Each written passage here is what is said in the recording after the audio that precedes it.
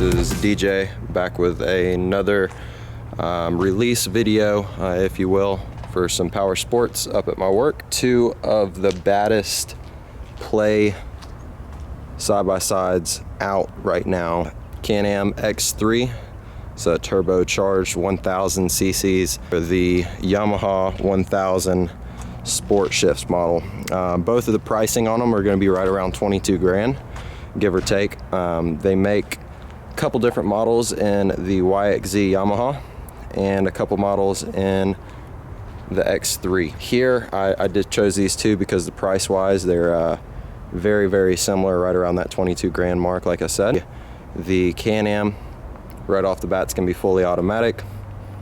Yamaha is going to be a Sport Shift model, which is a sequential clutch paddle shift, just like some of the newer sports cars on it.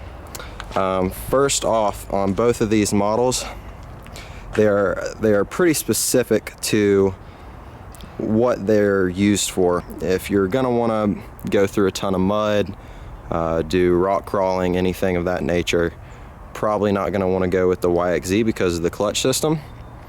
But for any type of fast riding, side-by-side tracks, there's a couple tracks here in Georgia, if you know Durham town, stuff like that.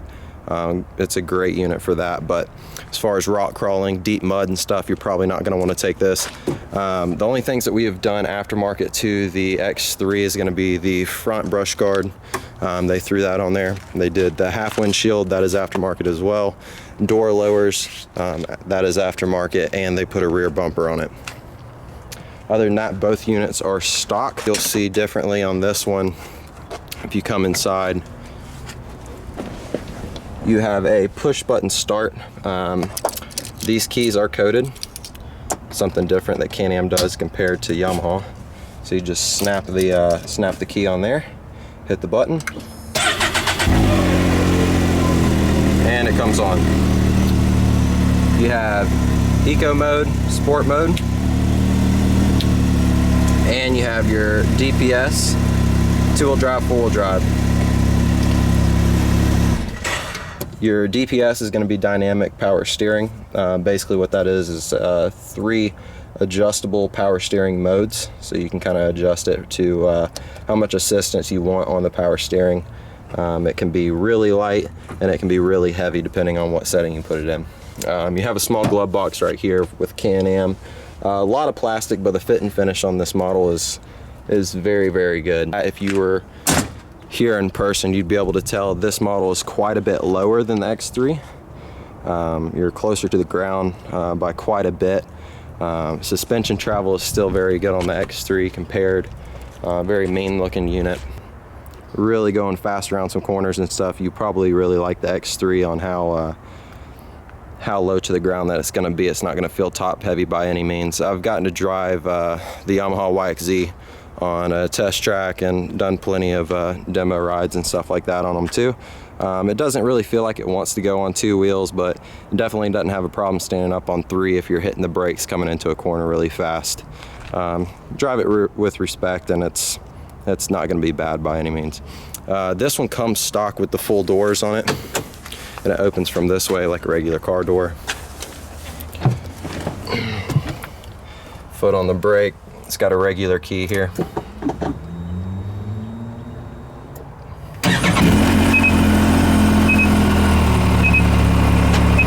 That beeping noise is because I don't have my seatbelt on.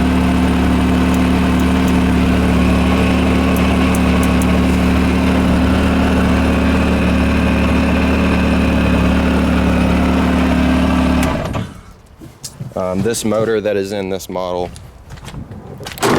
is very similar motor, built off of the same motor as the FJ09 sport bike or touring style bike and the N9, which I just posted a video of.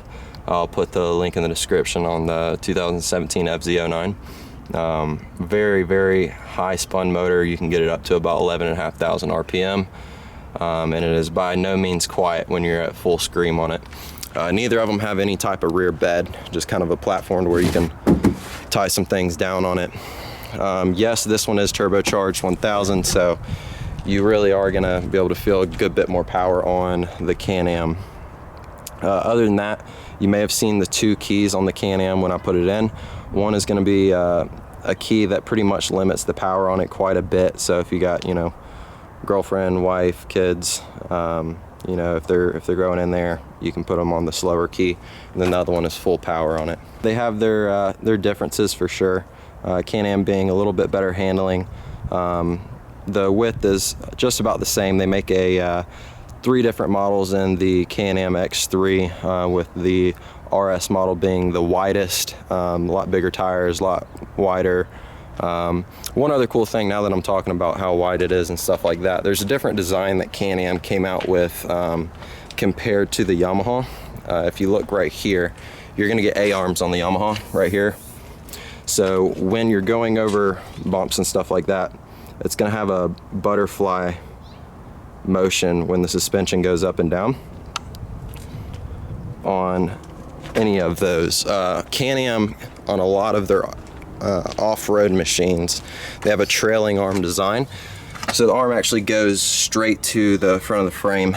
You still have these bars and stuff right here, but the main difference is when this hits a bump, it's going to go straight up and down. The tire is going to go straight up and down, and you don't have any of that like butterfly motion.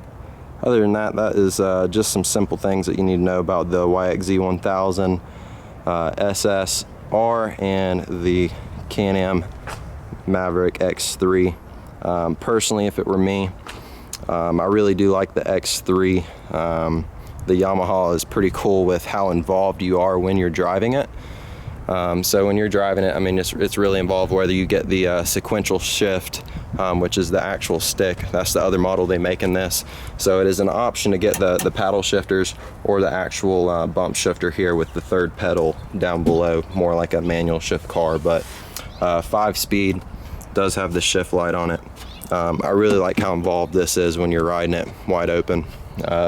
This one can still be a handful because of how fast it is, but at the end of the day, if it were me, I'd probably go with the YXZ. Handling's still really good on the X3 and the speed's unbelievable. But comment below what you think on which one you would choose. Hopefully it helps out a little bit on the decision that you may make. We're over here at Mountain Motorsports Roswell in Georgia. We have 8 locations in the southeast, 2 in Tennessee, 6 in Georgia. Any questions you may have, you can contact me. Comment if you have any more questions. I can find out for you if you don't know the answer. Let me know what you want to see as far as comparison videos in the future. I'd love to be able to show you guys. Subscribe, and we will talk to you soon.